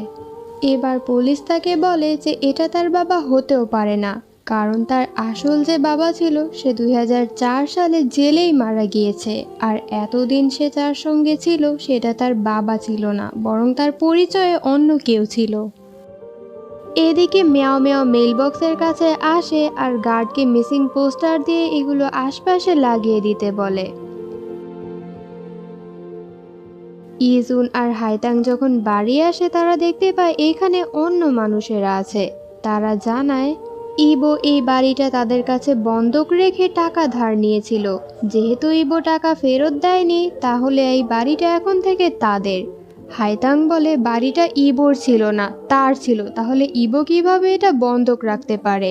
তবে এই লোকেরা তো তার কথা শোনেই না। তখন ইজুন চাপাতি উঠিয়ে নেয় আর বলে যে এটা হাইতাংয়ের বাড়ি আর হাইতাং তোমাদের কাছ থেকে টাকা ধার নেয়নি, যে ধার নিয়েছে যাও তার কাছে যাও। তখন তারাও ভয় পেয়ে পালিয়ে যায়। এরপর হাইতাং বাড়ির দলিল বের করে বলে যে এগুলো সে তাদেরকে দিয়ে দিবে, কারণ সে চায় না ইজুন বারবার তার জন্য অস্ত্র ওঠাক। ইজুন বলে সে বেঁচে থাকতে এই বাড়ি কেউ নিতে পারবে না। হাইতাং যেন নিশ্চিন্ত থাকে। হাইতাং বলে, কিন্তু আমার কাছে এই বাড়ির থেকে তুমি বেশি ম্যাটার করো। এরপর সে ইবোকে বাড়ির দলিল দেওয়ার নাম করে ডেকে পাঠায়। এরপর সে একটা কাগজ তৈরি করে যেটাতে লেখা ছিল যে এই বাড়ি নেয়ার বিনিময়ে ইবো হাইতাংয়ের সঙ্গে সব সম্পর্ক ছিন্ন করবে। কিন্তু ইবো তো এটাকে সাইন করতে চাচ্ছিল না, কারণ তার বাড়িও দরকার আর অত্যাচার করার জন্য হাইতাংও দরকার। কিন্তু হাইতাং তার সিদ্ধান্তে অনড় ছিল। আর কোনো উপায় না পেয়ে ইবো এই পেপারে সাইন করে দেয়। এবার হাইতাং পুরো জীবনের জন্য মুক্ত হয়ে যায়। প্রয়োজনীয় জিনিসপত্র আর বই খাতা নিয়ে সে এবার ইজুনের সঙ্গে তার বাড়িতে চলে আসে। এখন থেকে এটা তো তারও বাড়ি। ইজুন ঘুমায় বাইরে আর হাইতাং ঘুমায় ভেতরে, কারণ বেড একটাই ছিল। যাক, হাইতাং ঘুমিয়ে যাওয়ার পর ইজুন আসে হাওয়ের কাছে আর তাকে জিজ্ঞাসা করে যে আশপাশে মেয়েদের কাপড় পাওয়া যায় এমন কোনো দোকান আছে কিনা। পরদিন সকালে একটা বাচ্চা ছেলে মেলবক্সের পাশে ওই বিড়ালটা খুঁজতে থাকে। তখন বুক স্টোরের ওনার তাকে দেখায় যে এখানে কোনো বিড়াল নেই। ওই সময় সে মেলবক্সের ভিতর অনেকগুলো লেটার পায় যেগুলো লোকেরা তাদের ফিউচার সেলফকে লিখেছে। সে এগুলো এনে তার বুক স্টোরে রেখে দেয়। স্কুল শেষে হাইতাংরা চেক করতে আসে যে ভবিষ্যৎ থেকে কোনো চিঠি এসেছিল কিনা, তবে কিছুই আসেনি। এরপর ইজুন হাওয়ের সঙ্গে চলে যায় হাইতাংয়ের জন্য কিছু ড্রেস কিনতে। এবার হাইতাং তার বুক স্টোরের ওনারকে জিজ্ঞাসা করে এখানে পড়ে থাকা বেডটা সে নিয়ে যেতে পারে কিনা। ওনারও তাকে বেডটা দিয়ে দেয়। এটা নিয়ে বাড়ি আসলে সে দেখতে পায় ইজুন তার জন্য অনেকগুলো ড্রেস কিনেছে। এই নতুন ড্রেস আর ইজুনের কেয়ার পেয়ে সে অনেক বেশি খুশি হয়ে যায়। এরপর সে ইজুনকে নতুন ড্রেস পরেও দেখায়। এরপর তারা বৃষ্টিতে বেরিয়ে পড়ে মজা করতে। দেখতে দেখতে হলের রেনোভেশনের কাজও শেষ হয়ে যায় আর আজ এটার ওপেনিং সেরেমনি ছিল। সবাই অনেক মজা করে, একসঙ্গে ছবি তোলে, খাবার খায়, গল্প করে। আগামীকালকে এই হলটাকে তারা অফিসিয়ালি সব মানুষের জন্য খুলে দিবে। তবে রাতের বেলায় বাও তার লোকেদের নিয়ে পৌঁছে যায় এখানে আর এই হলটা দখল করে নেয়। পুলিশ নিয়ানকে জিজ্ঞাসা করে তার সঙ্গে যে লোকটা থাকতো সেটা কে, কারণ তার বাবা তো বহু আগেই মারা গিয়েছে। নিয়ান বলে তার যতদূর মনে আছে ছোটবেলা থেকে এই লোককে সে তার বাবা মেনে এসেছে। তার দাদিও তো তাদের সঙ্গেই থাকতো আর তার দাদি তার বাবাকে নিজের ছেলেও বলতো। তখনই আরেকজন পুলিশ এখানে আসে আর এই অফিসারকে বাইরে নিয়ে গিয়ে বলে যে নিয়ানের নকল বাবার ফিঙ্গারপ্রিন্ট ইজুন নামের এক ক্রিমিনালের সঙ্গে ম্যাচ করছে। মাথায় রাখবে, ইজুন নামের ক্রিমিনাল। এবার দেখানো হয়েছে হাইতাং কিভাবে ইজুনের জন্মদিন বের করেছিল। একদিন তারা যখন রাস্তা দিয়ে হাঁটছিল, শপে একটা শোপিস দেখে হাইতাংয়ের অনেক পছন্দ হয় এটা। ইজুন তাকে এটা কিনে দিতে চায়, তবে হাইতাং তাকে টাকা নষ্ট করতে মানা করে। ইজুন না শুনলে তখন সে বলে ঠিক আছে, তাহলে আমার জন্মদিনে এটা আমাকে দিয়ে দিও। পরে সে জিজ্ঞাসা করে ইজুনের জন্মদিন কবে। ইজুন বলে আমি তো জানি না যে আমি কবে জন্মেছিলাম, এমনকি আমার এটাও মনে নেই যে এতিমখানায় আমি কবে গিয়েছিলাম। আমার জীবনে এমন কোনো বিশেষ দিনই নেই যেটাকে আমি জন্মদিন বলে চালিয়ে দিতে পারবো। হাইতাং বলে তাহলে ঠিক আছে, আজকেই তোমার জন্মদিন। পরের সিনে দেখি সে ইজুনের সামনে একটা কেক নিয়ে বসে আর তাকে প্রমিস করে যে এখন থেকে তার জীবনের প্রত্যেকটা জন্মদিনে হাইতাং তার সাথে থাকবে। এবার এখান থেকে স্টোরি কমপ্লিকেটেড হয়ে যাবে, তাই একটু মনোযোগ দিও। পরের সিনে দেখতে পাই ইজুনের হাতের রক্তাক্ত ছুরি। হাইতাংও তার সাথে ছিল। ইজুন তাকে বলতে থাকে এখান থেকে পালিয়ে যেতে, তবে হাইতাং বলে তারা আমাদের মারতে এসেছিল, আমরা নিজেদের বাঁচাতে এটা করেছি। চলো পুলিশের কাছে যাই, যা হবে একসাথে ফেস করব। তবে ইজুন তাকে রেখে ওখান থেকে পালিয়ে যায়। পুলিশের কাছে গিয়ে সব কিছু স্বীকার করে, তাকে গ্রেফতার করা হয়। তখনই সেখানে হাইতাং পৌঁছে যায় আর বলতে থাকে এখানে তার কোনো দোষ নেই, আমাদের উপর হামলা করা হয়েছিল, আমি সাক্ষী দিতে পারি। তখন ইজুন চিৎকার করে বলে তার কোনো দোষ নেই, সে কিচ্ছু জানে না। এরপর আর কি, ইজুনকে গ্রেফতার করে নেওয়া হয়। হাইতাং বহুবার তার সঙ্গে দেখা করতে আসে, তবে ইজুন একটা বারও তার সামনে যায় না। সে তাকে অনেক চিঠিও পাঠায়, তবে ইজুন একটা চিঠিরও উত্তর দেয় না। তবে হাইতাংয়ের এখানে আসা বন্ধ হচ্ছে না দেখে ইজুন ফাইনালি তাকে একটা চিঠি দিয়ে বলে যে সে যেন এখানে আসা বন্ধ করে দেয়। তার তো এখন স্কুলে থাকার কথা, অন্তত ইজুনের খাতিরে হলেও সে যেন ভালোভাবে পড়াশোনা করে, যাতে ইজুনের এই স্যাক্রিফাইস বৃথা না যায়। এরপর থেকে হাইতাং ইজুনের কথা মতো পড়তে শুরু করে। একটা বছর পার হয়ে যায়, হাইতাং আবারও এন্ট্রান্স এক্সাম দেয় আর এইবার সে একটা কলেজে অ্যাডমিশন পেয়ে যায়। এই খুশির খবরটা দিতে আসলে জানতে পারে যে কয়েদিদের এখান থেকে অন্য জায়গায় শিফট করা হয়েছে। সে পুলিশকে জিজ্ঞাসা করে জায়গাটা কোথায়, তবে পুলিশ বলে বাইরের কাউকে সেই ঠিকানা দিতে পারবে না। এরপর আর কি, নিজের স্বপ্ন মোতাবেক হাইতাং তো এই নেভান টাউন ছাড়তে সাকসেসফুল হয়েই গেল। তবে এর বিনিময়ে সে ইজুনকে সারা জীবনের জন্য হারিয়ে ফেলল। দেখতে দেখতে 1995 সাল চলে আসে। হাইতাং এখন কলেজে পড়ে। পড়াশোনার মাঝে সে যদি একটু সময় পায় তাহলে যে কোনো একটা এতিমখানায় সে ভলেন্টিয়ারি করে। এর মাধ্যমে সে ইজুনকে নিজের অনেক কাছে অনুভব করতে পারে। এভাবেই দিন যেতে থাকে। একদিন হাও তার সঙ্গে দেখা করতে আসে আর তাকে জানায় যে ইজুন জেলে সাজা কাটতে কাটতে মারা গিয়েছে এবং সে তাকে তার কবরের ঠিকানাও দিয়ে দেয়। এত বড় ধাক্কা হাইতাংয়ের জন্য সহ্য করা অনেক বেশি কঠিন হয়ে পড়ে। সে চলে আসে সমুদ্রের পাড়ে। আজ সে তার ইজুনের কাছে চলে যাবে। তখনই তার ইজুনের বলা ওই কথাগুলো মনে পড়ে যে আমার জন্য তোমাকে বাঁচতে হবে, আমার এই স্যাক্রিফাইসকে তুমি বৃথা যেতে দিও না। হাইতাং আবারও পাড়ে ফিরে আসে। তবে এদিকে দেখা যায় ইজুন তখনও জীবিত ছিল। সুস্থভাবে সে তার শাস্তি শেষ করে 2005 সালে জেল থেকে বের হয়ে যায়। এরপর সে হাওয়ের সঙ্গে দেখা করতে যায়। হাওয়ার জিনজু বিয়ে করে নিয়েছে আর তাদের একটা ছেলেও আছে। তাদের দুজনের কথা থেকে আমরা জানতে পারি যে হাও আর চাদংও জেলে গিয়েছিল। জেল থেকে বের হওয়ার পর চাদং তার জমানো টাকা দিয়ে একটা বোট কিনে নেয়। সে হাওকেও তার সঙ্গে যেতে বলেছিল, তবে তখন জিনজু প্রেগনেন্ট ছিল, তাই সে তার সঙ্গে এখানেই থেকে যায়। এখন তারা একটা ফুড স্টল চালায়। এরপর সে ইজুনকে হাইতাংয়ের নাম্বার দিয়ে বলে যে হাইতাং প্রত্যেক বছর তার কবরে যায়, সে যেন পারলে হাইতাংয়ের সঙ্গে দেখা করে নেয়। তখন ইজুন মানা করে দেয় আর বলে যে হাইতাংয়ের জন্য সে অনেক আগেই মারা গিয়েছে। এরপর সে নিজের কবরের কাছে যায় আর সেখানে গিয়ে সে তাজা ফুল আর কেক দেখে ওখানে থাকা মহিলাকে জিজ্ঞাসা করে যে এইগুলো কে রেখে গিয়েছে। মহিলা বলে প্রতি বছর এই দিনে একটা মেয়ে এখানে এসে কেক আর ফুল রেখে যায়। এটা শুনে ইজুন ইমোশনাল হয়ে পড়ে আর কান্না করতে করতে ওই কেকটা খায় আর ভাবে যে হাইতাং তাকে কথা দিয়েছিল যে প্রতি বছর তার জন্মদিনে সে তার সাথে থাকবে। হাইতাং এখনও তার কথা রেখে যাচ্ছে। এরপর ইজুন সাহস করে হাইতাংয়ের নাম্বারে কল করে। তখন একটা বাচ্চা ছেলে কল রিসিভ করে। পেছন থেকে হাইতাং জিজ্ঞাসা করে কে ফোন দিয়েছে।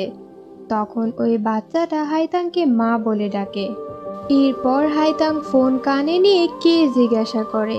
তার কণ্ঠ শুনে ইজুন এবার কলটা কেটেই দেয় আর ভেবে নেয় যে হাইতাংয়ের এখন নিজের সংসার হয়ে গিয়েছে। এরপর সে চলে আসে তার জেলের সাথে জিয়ং এর বাড়িতে। জিয়ং মারা যাবার আগে ইজুনকে রিকোয়েস্ট করে বলেছিল সে ছাড়া পাওয়ার পর যেন তার পরিবারের সঙ্গে একটু দেখা করতে যায়। এখানে এসে সে একটা বুড়িকে দেখতে পায় আর একটা বাচ্চা মেয়েকে দেখতে পায়। আর এই বাচ্চা মেয়েটাই মূলত নিয়ান। নিয়ান তখন ইজুনকে বাবা বলে ডাক দেয়। ইজুন খেয়াল করে যে নিয়ানের দাদি অনেক অসুস্থ। রাতে খাবার খাওয়ার সময় নিয়ান বলে যে দাদি বলেছে বাবা অর্থাৎ তুমি নাকি ট্রাক চালানোর কাজ করো, আর ট্রাক নিয়ে যখন তুমি পশ্চিমের দিকে চলে যাও তখন তোমার আসতে অনেক দেরি হয়, তবে এখন তো তুমি এখানে চলে এসেছো। এদের এমন অবস্থা দেখে ইজুনো আর নিয়ানকে সত্যি বলে না আর তার বাবা হয়ে থাকতে শুরু করে। দাদিও তাকে কিছু বলে না। কিছুদিন পর দাদি হসপিটালে অ্যাডমিট হয়ে যায়। তখন সে ইজুনকে বলে যে তুমি এখন বাড়ি চলে যেতে পারো। আমার ছেলেটার কথা শুনে তুমি এখানে এসেছো আর এতদিন আমাদের সঙ্গে থেকেছো, এটাই অনেক। তখন ইজুন বলে যে আমার কোনো বাড়ি নেই আর পরিবারও নেই, এখানে আমি একটা নতুন পরিবার পেয়েছি, তাই আমাকে দয়া করে তাড়িয়ে দিবেন না। দাদিও কিছু বলে না। আর এর কিছুদিন পরই দাদি মারাও যায়। এরপর ইজুন নিয়ানকে নিয়ে শহরে চলে আসে আর তাকে পড়াশোনা করানোর জন্য সে বন্দরে কাজ করতে শুরু করে। প্রতি বছর তার জন্মদিনে সে পুরসবে নিজের কবরের কাছে যেত হাইতাংকে দূর থেকে দেখার জন্য। আর ওই সময়টা সে নিয়ানকে তার এক প্রতিবেশীর কাছে রেখে যেত। ওই প্রতিবেশী মেয়েটা সিঙ্গেল ছিল আর ইজুনকে পছন্দ করত। তবে ইজুন স্পষ্ট জানিয়ে দেয় যে সে এখন কারোর সঙ্গে রিলেশন করতে চায় না। এভাবেই দিন পার হতে থাকে। হাইতাং প্রতি বছর তার কবরে ফুল নিয়ে আসতো আর কেক নিয়ে আসতো। সে তাকে বলে যে তোমার জন্য আমি আমার জীবনটা পার করেই গেলাম। এভাবেই বছর পার হয়ে যায় আর দেখতে দেখতে তারা দুইজনই বুড়ো হয়ে যায়। এবার ইজুনের আফসোস হতে থাকে যে কেন সে হাইতাংকে দূরে ঠেলে দিয়েছিল। এই পর্যন্ত আলাদা টাইমলাইনের গল্প ছিল। এবার চ্যাং হাইতাংয়ের ওই বিস্কুটের ডিব্বার মাঝে একটা চিঠি দেখতে পায় যেটা কিনা ইজুনের তরফ থেকে এসেছিল। এইদিকে মিয়াও মিয়াও আর গার্ড মেলবক্সের পাশে বসেছিল। তখন সেখানে বিড়াল আসে, একটা শব্দ হয় আর একটা চিঠি আসে। সেই যে চ্যাং বলেছিল যে সে টেস্ট করবে যে এই হাইতাংই তার মা কিনা, এরপর সে একটা চিঠি লিখেছিল, এটা সেই চিঠির উত্তর ছিল হাইতাংয়ের তরফ থেকে। এটা গিয়ে নিয়ান চ্যাংকে দেখায়। মূলত চ্যাং ওই চিঠিতে হাইতাংয়েরই বানানো একটা ছন্দের অর্ধেক লিখেছিল যেটা সে এবং তার মা ছাড়া আর কেউ জানতো না। আর এর উত্তরে হাইতাং সেই ছন্দটা পুরোটা লিখে পাঠিয়েছে। এটা দেখে এবার চ্যাংয়ের বিশ্বাস হয়ে যায় যে 1991-এর হাইতাংই তার মা। এরপর সে তার মাকে একটা চিঠি লিখে বলে যে ইজুনের কাছ থেকে দূরে থাকতে। তবে নিয়ান তো তাকে বলছিল যে তার বাবা তার মায়ের কোনো ক্ষতি করতেই পারে না। তবে চ্যাং তার কথা শোনে না। পরদিন তাদের পুলিশ স্টেশনে ডেকে পাঠানো হয়। পুলিশ নিয়ানকে বলে যে তোমার বাবার বেশে যে তোমাদের সঙ্গে থাকতো তার আসল নাম হচ্ছে ইজুন। সে মূলত একটা খুনের আসামি ছিল। তবে জেলে তার ভালো আচরণ দেখে তাকে তোমার বাবার সেলে পাঠিয়ে দেয়া হয়, যে কিনা হিট অ্যান্ড রানের কেসে বন্দি ছিল। তারা দুইজন ধীরে ধীরে অনেক ভালো বন্ধু হয়ে যায়। তবে শাস্তি পূরণ করার আগেই তোমার বাবা অসুস্থ হয়ে জেলেই মারা যায়। মারা যাবার আগে সে হয়তোবা ইজুনকে তোমার এবং তোমার দাদির দায়িত্ব দিয়ে গিয়েছিল। চ্যাং ভাবতে থাকে, যেই লোক বন্ধুর একটা কথায় কারো বাবা এবং কারো ছেলে হয়ে থেকে যেতে পারে সারা জীবন, সে কি আদৌ কোনো খারাপ মানুষ হতে পারে? সে গার্ডকে জিজ্ঞাসা করে। তখন গার্ড বলে, আমি কিছু মাস ধরেই তাকে চিনতাম, তবে যতটা মনে হয়েছে সে অনেক ভালো মানুষ। এরপর চ্যাং তার মায়ের সার্টিফিকেট চেক করে বুঝতে পারে যে স্কুলের ফাইনাল ইয়ারে তার মা 1 বছর লেট করে এক্সাম দিয়েছে। এরপর তারা দুইজন মিলে তাইচাংকে খুঁজে বের করে আর তাকে হাইতাংয়ের এই 1 বছর গ্যাপের ব্যাপারে জিজ্ঞাসা করে। তাইচাং বলে ইজুন জেলে চলে যাওয়ার পর হাইতাংয়ে নিজেকে সামলাতে অনেক বেশি কষ্ট হয়েছিল, তাই তার এই 1 বছর গ্যাপ গিয়েছে। নিয়ান জিজ্ঞাসা করে ওই ক্রাইমে কি হাইতাংও ইনভলভ ছিল? তাইচাং বলে অনেকে অনেক রকম কথা বলে, তবে ব্যাপারটা শিওর না। কিন্তু এইটুকু তো শিওর যে ইজুন হাইতাংয়ের কোনো ক্ষতি করবে না। চ্যাং জিজ্ঞাসা করে আপনি এ ব্যাপারে এত শিওর কিভাবে? তাইচাং বলে তারা আমার স্টুডেন্ট ছিল, আমি তাদের কাছ থেকে দেখেছিলাম। তাছাড়া ইজুন জেল থেকে আমাকে চিঠি পাঠিয়ে বলেছিল আমি যেন হাইতাংয়ের পড়াশোনার দিকে খেয়াল রাখি, তাকে যেন আমি আবারও পরীক্ষা দিতে এনকারেজ করি। চ্যাং জিজ্ঞাসা করে তাহলে জেলে যেই লোকটা মারা গিয়েছিল তার নাম কি? তাইচাং বলে তার নাম তো আমি শুনেছিলাম, তবে এখন আমার মনে পড়ছে না। চ্যাং জিজ্ঞাসা করে ইজুন আর হাইতাংয়ের কাছের আরও কোনো বন্ধু ছিল? তাইচাং তখন হাওয়ের কথা বলে। চ্যাং তার ঠিকানা জানতে চাইলে তাইচাং বলে আমার সঙ্গে তার শেষবার অনেক বছর আগে দেখা হয়েছিল, আমি এখনো শিওর না যে সে পুশোয়েই থাকে। তখন চ্যাং হাওয়ের নাম্বার চায়। তাইচাং বলে আমি বাড়ি গিয়ে খুঁজে দেখব, পেলে তোমাদের পাঠিয়ে দেব। এরা চ্যাং এর চিঠি পায়, যেখানে চ্যাং নিজেকে হাইতাং এর ছেলে বলেছে আর তাকে ইজুনের থেকে দূরে থাকতে বলেছে, কারণ ইজুন ভবিষ্যতে তার ক্ষতি করবে। এটা পড়ে তো ইজুনের মেজাজটাই খারাপ হয়ে যায়। হাইতাং এর ছেলে, তার সারনেম আবার শ্যাং। এই শ্যাং নামে তো ক্লাসে ওই মোটু ছেলেটা ছাড়া আর কেউই নেই।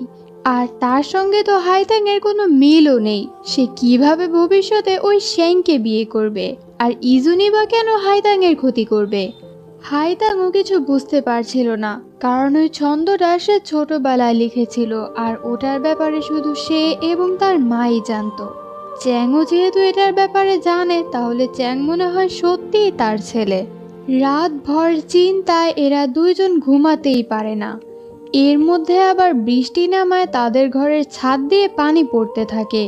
ইজুনের তো এমনি ওই চিঠির জন্য মেজাজ খারাপ ছিল, সে অনেক রেগে যায়। তখন হাইতাং তাকে শান্ত করার চেষ্টা করে। ইজুন বলে, যদি আমার কারণে ভবিষ্যতে তোমার সত্যিই কোনো ক্ষতি হয়, তাহলে বিপদ দেখলে তুমি পালিয়ে যেও। বেঁচে থাকলে আমি তোমাকে অবশ্যই খুঁজতে আসব। তখন হাইতাং বলে, না, যা হবে আমরা একসঙ্গে ফেস করব। এরপর তারা মেইল বক্সের দিকে আসতে থাকে, তবে এখানে এসে দেখে মেইল বক্স গায়েব। বুক স্টোরের ওনার বলে, হয়তো অনেক বৃষ্টির কারণে নদীতে এটা বয়ে গিয়েছে। এবার কি হবে? তারা তো চাইছিল ভবিষ্যতের বিপদের ব্যাপারে ভালোভাবে জানতে। এইদিকে দেখি ওই হলের মামলা নিয়ে হাও আর জিনজু অনেক চিন্তায় ছিল। ওই হলটা এখন নাকি বাও নিয়ে নেবে, এটা কি সম্ভব? তবে চাদং এই মামলার মাঝে হাও আর ইজুনকে টানতে চাইছিল না, তাই সে হাওকে কিছুদিন এখানে আসতে মানা করে দেয় আর বলে যে ইজুনকেও এটা জানিয়ে দিও। পরদিন বাওয়ের লোকেরা ওই হলে এসে দেখে এখানে তালা দেয়া। এদিকে হাও তার দাদির সঙ্গে তার ফুড স্টল চালানোর কাজ করছে। ইজুনও তাকে সেখানে সাহায্য করছে। জিনজু যখন রাস্তা দিয়ে আসছিল, তখন বাওয়ের লোকেরা তাকে ধরে আর তার মাথায় ময়লা পানি ঢেলে দিয়ে বলে যে চাদমকে বলে দিও সে এবং বাকিরা যদি আমাদের কথা না শোনে, তাহলে পরের বার আরও খারাপ কিছু হবে। এদিকে বাওয়ের অন্য লোকেরা বুক স্টোরে গিয়ে ঝামেলা করতে থাকে।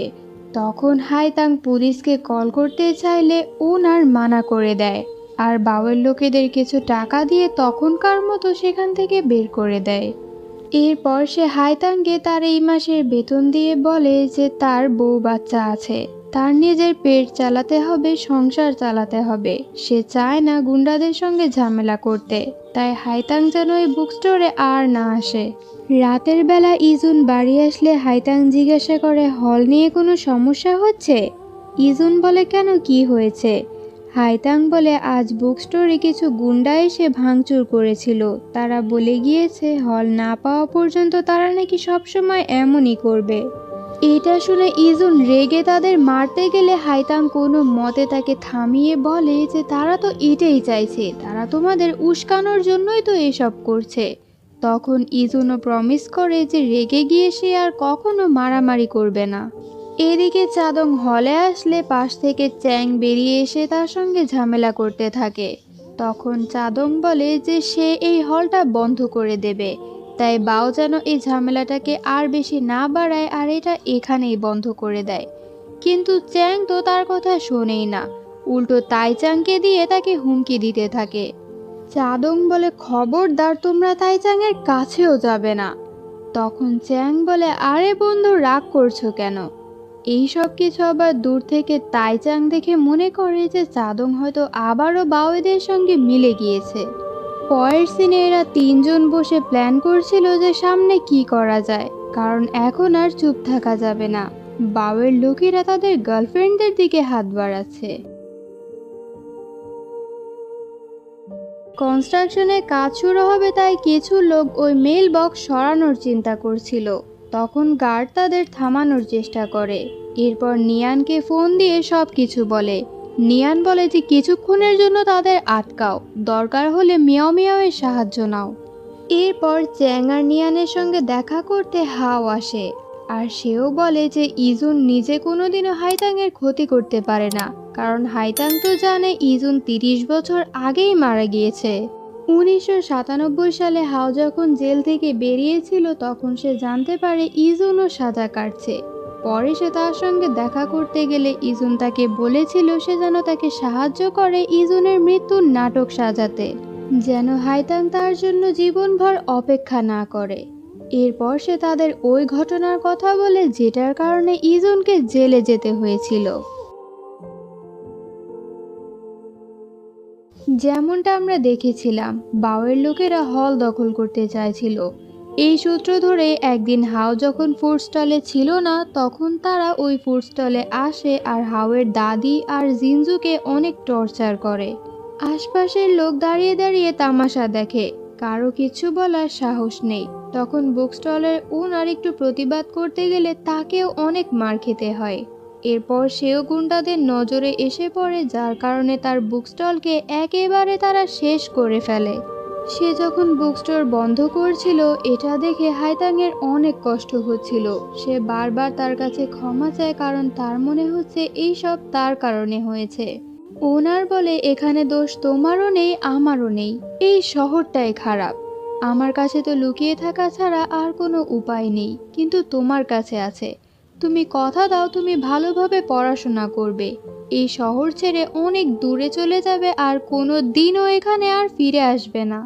ইজুন আর হাও যখন জানতে পারে হাওয়ের দাদি জিনজু আর হাইতাংয়ের সাথে কি হয়েছে, তারা অস্ত্র নিয়ে বেরিয়ে পড়ে বাওয়ের সাথে বোঝাপড়া করতে।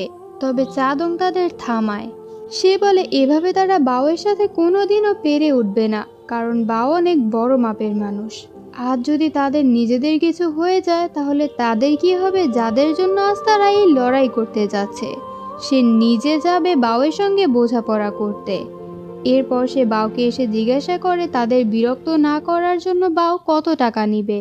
বাও বলে আমার টাকা চাই না, শেষবার একটা কাজ করে দাও, এরপর তোমরা মুক্ত। চাদংও রাজি হয়ে যায়। পরে সে যখন চলে যাচ্ছিল চ্যাং তার কাছে লাইটার চায়। চাদং দিলে চ্যাং সেটা হাত দিয়ে না ধরে একটা প্যাকেটে ভরে নেয়। মনে হচ্ছিল তারা যেন চাদংদের জন্য বড় একটা ফাঁদ তৈরি করছে। এদিকে চাদং বাকিদের এসে ওই শেষ কাজের কথা বলে, তাদেরকে কিছু একটা ডেলিভারি করতে হবে। তারা তো বাওকে বিশ্বাসই করছিল না, কি জানি তারা কি ডেলিভার করাবে। তখন চাদং বলে ওইসবের দিকে খেয়াল রেখো না, শেষবারের মতো আমরা এই কাজটা করে নেই, এরপরই আমরা মুক্ত। এরপর সে তাইচাংকে ডেকে পাঠায়। তাইচাং এখনও চাদংয়ের জন্য অপেক্ষা করেছিল। তখন চাদং তার মন ভেঙে দিয়ে তার ধারের টাকাগুলো ফেরত দিয়ে বলে আমার জন্য অপেক্ষা করা বন্ধ করো। তাইচাং বলে কেন, তুমি আবারও বাওয়ের সঙ্গে কাজ করা শুরু করেছো তাই না? চাদং বলে না, ওই রাস্তা আমি অনেক আগেই ছেড়ে দিয়েছি, তবে আমি জানি না ভবিষ্যতে আমার সঙ্গে কি হবে, তাই আমি চাই না তুমি আমার জন্য অপেক্ষা করে নিজের জীবনকে আর নষ্ট করো। এইদিকে ইজুন বাইরে বসেছিল। হাইতাং এসে জিজ্ঞাসা করে কি হয়েছে। ইজুন বলে আমার অনেক ভয় করছে, জানি না কাল কি হবে। আমি চাই না আমার দুর্ভাগ্যের মাঝে তোমাকেও টেনে আনতে। হাইতাং বলে দুর্ভাগ্যকে আমি আবার কবে ভয় পেয়েছি, তুমি চিন্তা করো না, যা হবে আমরা একসাথে ফেস করব। পরদিন এরা তিনজন জিনিস ডেলিভারি দিতে বেরিয়ে পড়ে। রাস্তায় জিনজু তাদের দেখে ফেলে। এদিকে হাইতাং ছাতা নিয়ে বেরিয়ে পড়ে ইজুনকে খুঁজতে। রাস্তায় জিনজুকে দেখে বলে যে ইজুন যাবার আগে তাকে বলে গিয়েছিল যে বাও তাদের শেষবার কিছু জিনিস আনলোড করার কাজ দিয়েছে। তবে সে জানতে পেরেছে আজ নাকি বন্দরে কোনো জাহাজই আসবে না। জিনজু বলে সে একটু আগেই ইজুন, হাও আর চাদংকে সিহাই ফ্যাক্টরির দিকে যেতে দেখেছে। এদিকে এরা তিনজন ফ্যাক্টরিতে পৌঁছে যায়। চাদং বাইরে চলে যায় পাহারা দিতে আর এরা দুইজন ভেতরেই বসে থাকে। তখন তারা একে একে বক্স খুলতে থাকে। প্রথম কয়েকটা বক্সে তো ইটই ছিল, কিন্তু শেষ বক্সটা খুললে সেটার ভিতর শ্যাংকে দেখা যায়, ক্লাসের সেই মোটু শয়তান ছেলেটা। ইজুন জিজ্ঞাসা করে তার এই অবস্থা কে করেছে। শ্যাং বলে কিছু মানুষ তাকে বাসা থেকে তুলে এনেছে আর তাকে অনেক মেরে এই বক্সে ভরে দিয়েছে। তখন চাদং ভেতরে এসে এই অবস্থা দেখে তাদের বকা দেয় ওই বক্স খোলার জন্য। এখন মামলা অনেক সিরিয়াস হয়ে গিয়েছে। তারা তো পুলিশের কাছেও যেতে পারবে না, কারণ শ্যাংকে তারাই এখানে এনেছে। তার উপর শ্যাং ওই লোকেদের চেহারাও দেখেনি যারা ওকে মেরেছে। দেখার মধ্যে সে এই তিনজনকেই দেখেছে। বাও তো কোনো রকম পাশ কাটিয়ে বেঁচে যাবে, তবে ফেঁসে যাবে এরা তিনজনই। ইজুন বলে, শ্যাং আমার ক্লাসমেট, আমি ওকে যদি বুঝিয়ে চুপ থাকতে বলি তাহলে ও আমার কথা মেনে নিবে। এদিকে বাও জানতে পারে যে শ্যাংয়ের বাবা পুলিশের কাছে গিয়েছিল। এদিকে এরা তিনজন শ্যাংকে কোনোভাবে বুঝিয়ে তাকে নিয়ে পালাচ্ছিল। তখনই সেখানে বাও তার লোকেদের নিয়ে পৌঁছে যায় আর তাদের মেরে বন্দি করে ফেলে। চাদং বলে যে দরকার হলে সে শ্যাংকে মেরে ফেলবে, তবে তাকে আর তার ছেলেদের যেন ছেড়ে দেয়া হয়। তবে ইজুন তো এটা করতে মানা করে আর বাওকে বাজে লোক বলে। এতে বাও রেগে যায় আর সে হাওয়ের পায়ে আঘাত করে। এরপর সে বলে, তোমাদের কাছে দুইটা অপশন আছে, এক সবাই মরে যাও, আর দুই শ্যাং আর ইজুনকে মরতে রেখে বাকিরা পালিয়ে যাও। তখন ইজুন চাদংকে রিকোয়েস্ট করে বলে হাওকে হসপিটালে নিয়ে যেতে। তবে হাও তো চিৎকার করে বলছিল সে ইজুনকে একা রেখে কোনোভাবেই এখান থেকে যাবে না। চাদং চাইছিল না হাও মারা যাক, তাই সে তাকে কোনো মতে টেনে হিঁচড়ে নিয়ে যেতে থাকে। বাওয়ের লোকেরা ফ্যাক্টরিতে আগুন ধরিয়ে দেয় এবং তারা চাদং আর হাওকেও কোথাও যেতে দেয় না, তাদেরকে ওখানে ধরে মারতে শুরু করে। ইজুনের মুখে ব্লেড লুকানো ছিল, এটা সে বের করে শ্যাংকে দেয় দড়ি কাটার জন্য। তবে কাটতে কাটতে শ্যাং ওটা মাটিতে ফেলে দেয়। ওই সময় ওখানে হাইতাং পৌঁছে আসে, আগুনের মধ্যে ঝাঁপিয়ে পড়ে, তার হাতে আগুনও লেগে যায়। তবে এইসবকে পরোয়া না করে সে এসে ইজুনের রশি খোলে। ইজুন তাকে বারবার পালিয়ে যেতে বলে, তবে হাইতাং বলে আমি বলেছিলাম সবকিছু একসাথে ফেস করব। এইদিকে বাওয়ের লোকেরা এদের দুইজনকে মেরে সেখানে চাদংয়ের লাইটার ফেলে যায়, যেন পুলিশরা মনে করে যে চাদংই মারামারি করে এমন অবস্থা করেছে নিজেদের। তারা চলে যাচ্ছিল, তখনই ইজুনদের পালাতে দেখে তাদের পিছনে যাওয়ার চেষ্টা করে। তখন চাদং চিৎকার করে ইজুনকে পুলিশ ডাকতে বলে আর বলে এদেরকে সে আর হাও দেখে নিবে। এরা কোনো মতে বাওয়ের লোকেদের আটকাচ্ছিল, তখনই সেখানে পুলিশ চলে আসে আর সবাইকে গ্রেফতার করে নেয়। 2026-এ হাও বলছিল এরপর তাকে আর চাদংকে জেলে যেতে হয় শ্যাংকে কিডন্যাপ করার জন্য আর বাওয়ের একটা লোককে মেরে ফেলার জন্য। তাদের তিনজনকে পুলিশে ধরে নিয়ে যায়। বাইরে হাইতাং বসে বসে ইজুনের অপেক্ষা করছিল। শ্যাং তার কিডন্যাপিংয়ের জন্য নিজের বাবাকে দায়ী করছিল, কারণ তার বাবার আগে থেকে বাওয়ের সঙ্গে শত্রুতা ছিল আর বাওয়ের থেকে টাকা ধার নিয়ে তার বাবাও সেই টাকা দেয়নি।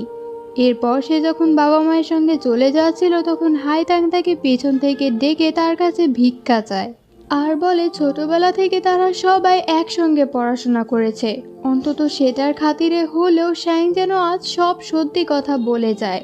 তখন শ্যাংও এসে পুলিশকে বলে যে ইজুন তাকে কিডন্যাপ করেনি।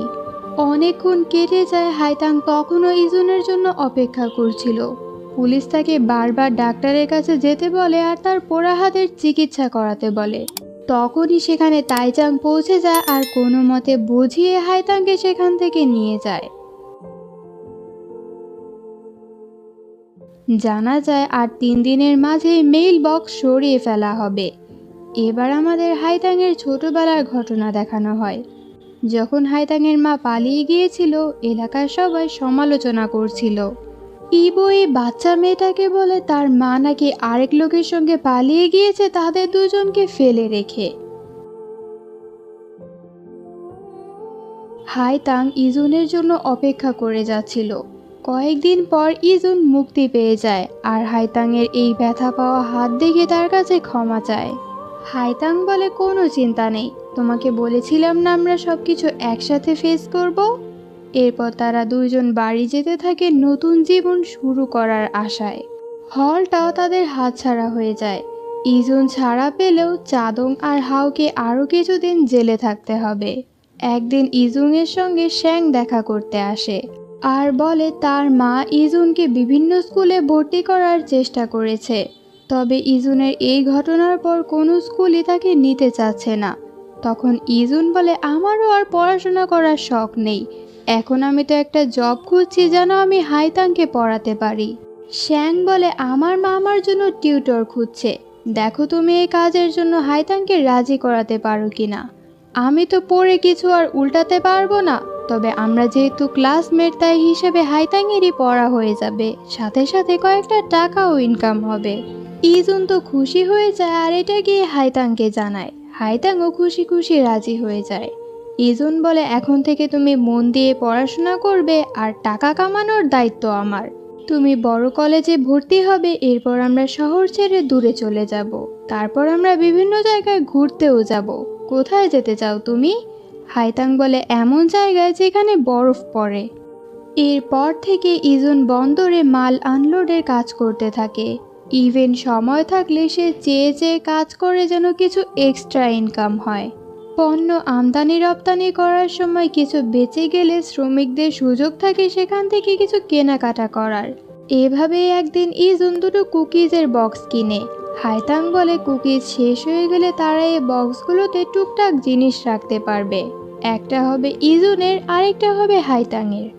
একদিন ইজুন ময়লা ফেলতে গিয়ে সেখানে সেই বিড়ালটাকে পায় আর সেই মেল বক্সটাকেও পায়, যেটার অবস্থা অনেক বেশি খারাপ ছিল। এটাকে সে বাড়ি নিয়ে আসে আর ঠিক করে আবারও সে বুক স্টোরের সামনে রেখে দেয়। এরপর একদিন শ্যাং আর হাইতাংকে একসাথে বাড়ি আসতে দেখে ইজুনের তো অনেক জেলাসি ফিল হয়। তখন হাইতাং হেসে বলে যে শ্যাং তাকে না বরং তার এক বান্ধবীকে পছন্দ করে আর তার ব্যাপারে তার সঙ্গে একটু কথাবার্তা বলে মাঝে মাঝে। ইজুন যেন একদমই নিশ্চিন্ত থাকে। এটা শুনে ইজুনও একটু শান্ত হয়। এরপর তারা দুজন চিঠি লিখতে বসে। হাইতাং লিখে যে ইজুন অনেক ভালো একটা ছেলে, সে কোনোদিনই তার ক্ষতি করতে পারে না। তখন ইজুন হাইতাংয়ের ছেলেকে জিজ্ঞাসা করে তার পুরো নাম কি আর হাইতাংয়ের ভবিষ্যতের হাজবেন্ড তাকে ভালোভাবে ট্রিট করে কিনা। এরপর সেখানে শ্যাংয়ের বাবা আসে তাদের টাকা দিতে, কারণ তারা শ্যাংকে বাঁচিয়েছিল। তবে তারা এই টাকা নিতে মানা করে দেয়। তখন শ্যাংয়ের বাবা বলে যে সে হাইতাংয়ের মাকে চিনত। হাইতাংয়ের মা অনেক ভালো একটা মহিলা ছিল। অতীতে সে একদিন ফ্যাক্টরি থেকে টাকা চুরি করতে গিয়েছিল। তখন হাইতাংয়ের মাই তাকে আটকেছিল এবং তাকে ধরা পড়া থেকেও বাঁচিয়েছিল। তখন হাইতাং বলে, এরপর ওই টাকা আমার মাই চুরি করে নিয়েছিল। শ্যাংয়ের বাবা বলে, এমনটা হতেই পারে না। আমাকে সাহায্য করার বিনিময়ে আমি তাকে কয়েকটা দুধের প্যাকেট দিতে গিয়েছিলাম, তবে সে তো ওগুলো নিতেও মানা করে দিয়েছিল। এটা ওই দিনের কথা ছিল যেই দিন হাইতাংয়ের বাবা তার মাকে আরেকটা লোকের সঙ্গে দেখেছিল। এরপর হাইতাংয়ের মা তার কাছে জাহাজের 2টা টিকিট চেয়েছিল। সে টিকিটের ব্যবস্থা করেও দিয়েছিল, তবে তার লোকেরা জানায় যে হাইতাংয়ের মা কোনোদিন আসেওনি।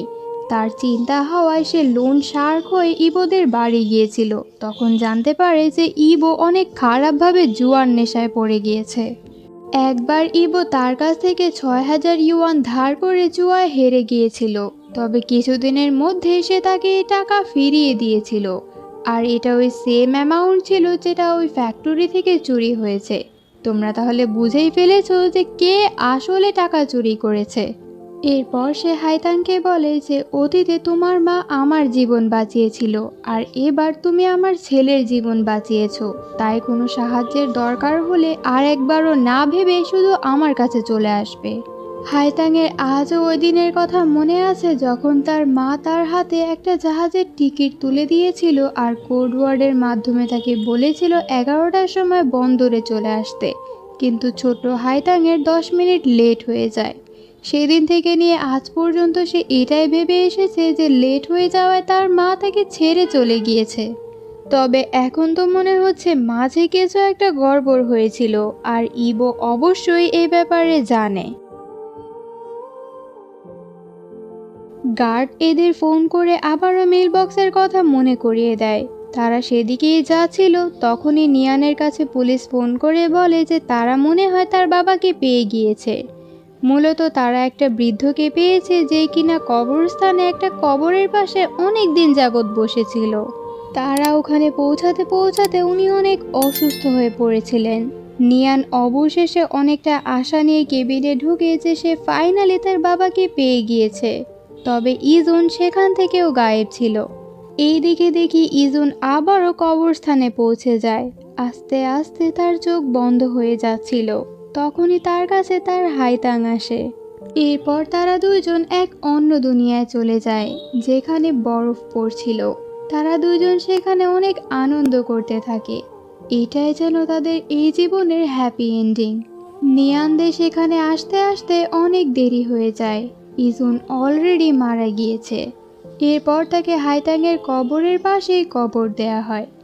জীবিত অবস্থায় তারা তো একসাথে থাকতে পারলো না, অন্তত এখন তারা একসাথেই থাকুক।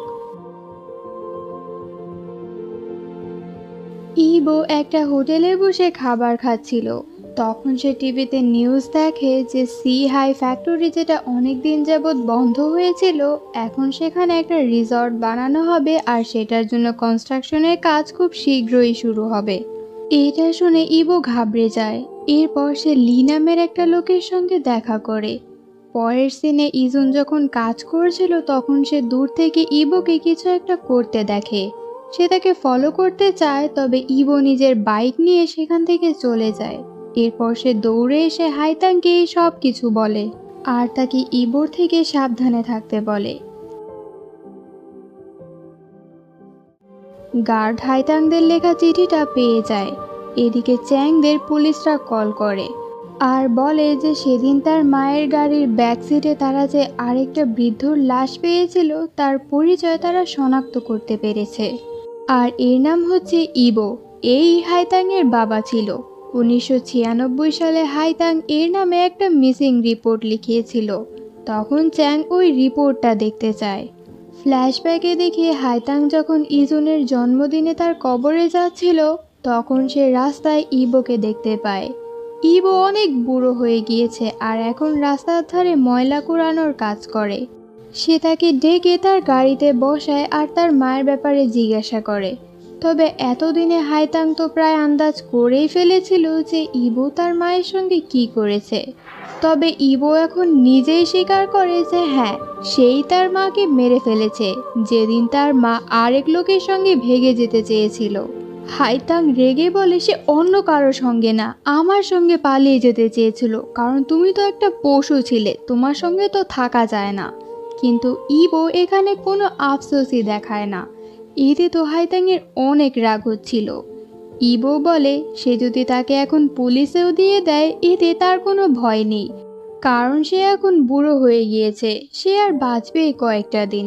এখন যদি সে জেলে যায় তাহলে অন্তত 3 বেলা খাবার খেতে পাবে আর এতে তার ভালোই হবে। এতে হাইতাং রেগে গিয়ে ফুল স্পিডে তার গাড়ি স্টার্ট করে। এরপরে কি হয় তা তো আমাদের আর দেখানো হয় না, তবে বোঝা যায় যে এরপরই হাইতাং এই গাড়িটা নিয়ে নদীতে পড়ে আর সেখানে তার এবং তার বাবার মৃত্যু হয়ে যায়। শ্যাং আর হাইতাং একসাথে বাড়ি ফিরছিল। তখন হাইতাং ইবুকে কিছু একটা করতে দেখে তার পিছু করতে থাকে। চ্যাং বসে বসে বলতে থাকে সে তাদের বাবা মায়ের এমন করুণ পরিণতি কিছুতেই মেনে নিতে পারছে না। অতীতকে বদলাতে তাকে কিছু একটা করতেই হবে। এখানে একটা কথা, যেহেতু নিয়ান ইজুনের নিজের মেয়ে ছিল না, তাই অতীত বদলে গেলেও কিন্তু নিয়ান ভবিষ্যতে থেকেই যাবে। কিন্তু হাইতাংয়ের ছেলে যেহেতু চ্যাং ছিল, তাই যদি অতীত বদলে যায় তাহলে চ্যাং এই ভবিষ্যৎ দুনিয়ায় থাকতে নাও পারে। তাই নিয়ান তাকে বারবার মানা করছিল। চ্যাং বলে আমি কেন এমনটা করব না, তুমি বলো মেইল বক্স কেন আমাদের কাছেই এসেছে, যেন আমরা আমাদের বাবা মায়েরদের এত কষ্ট সহ্য করা থেকে বাঁচাতে পারি। এইদিকে মেইল বক্স উঠিয়ে নিয়ে যাওয়া হচ্ছিল। গার্ড বারবার তাদের ফোন করতে থাকে। তখন চ্যাং তাদের মেসেজ করে বলে সে হয়তো সময় মতো পৌঁছতে পারবে না, তারা যেন তার হয়ে একটা চিঠি লিখে দেয়। এরপর চিঠিতে কী লিখবে সেটাও মেসেজ করে বলে দেয়। এবার তাদের কাছে চিঠি লেখার জন্য কোনো কলম ছিল না। তখন মিয়াও মিয়াও নিজের আইব্রো মার্কার বের করে দেয় চিঠি লেখার জন্য। লেখা তো শেষ হয়ে যায়, তবে গার্ডের হাতে লেগে পানি পড়ে পুরো কাগজটা নষ্ট হয়ে যায়। এখন তাদের কাছে না কাগজ আছে না কলম আছে। একটুখানি যা কাগজের টুকরা বাঁচে ওটাতে তারা লিখবে বলে ঠিক করে। মেয় মেয় বলে এত বিস্তারিত লেখার জায়গা নেই, তুমি মেইন মেইন পয়েন্টগুলো লিখে দাও খালি।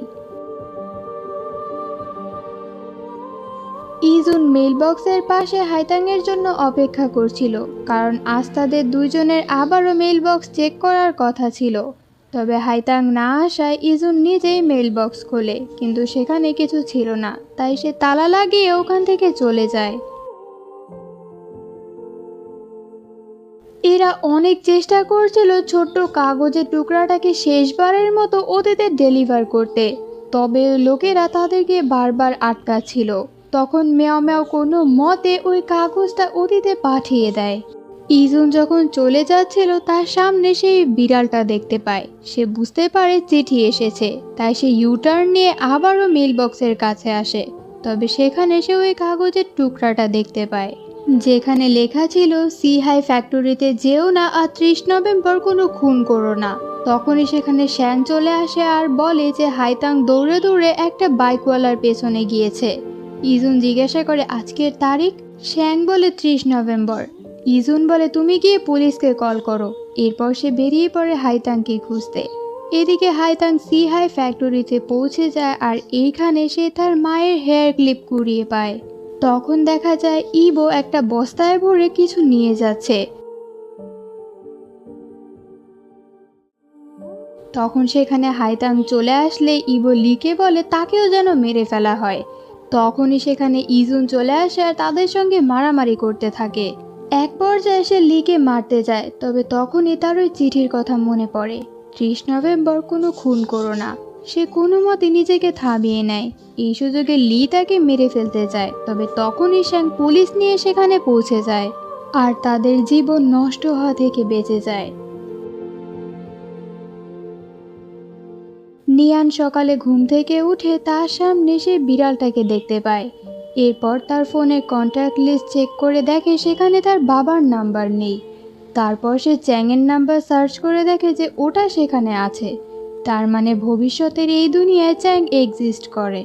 হয়তোবা সেও হাইতাংয়ের নিজের ছেলে ছিল না। যাই হোক, এবার তার কাছে ইজুন আর হাইতাংয়ের সর্বশেষ চিঠি আসে, যেখানে লেখা ছিল যে সেই রাতে ইজুন কোনো খুন করেনি। পাশাপাশি হাইতাং এখন কলেজে চলে গিয়েছে। অবশেষে তারা নেভান টাউন ছাড়তে পেরেছে। এই সমস্ত কিছু হয়েছে তাদের জন্যই। যদিও তারা একে অপরকে কোনোদিনও দেখেনি, তবুও তারা তাদেরকে নিজেদের ফ্যামিলি মনে করে। আর তারা আশা করছে ভবিষ্যতের কোনো একদিন অবশ্যই তাদের সঙ্গে দেখা করবে। আর এর সাথে সাথে এই ড্রামাটার হ্যাপি এন্ডিং হয়ে যায়।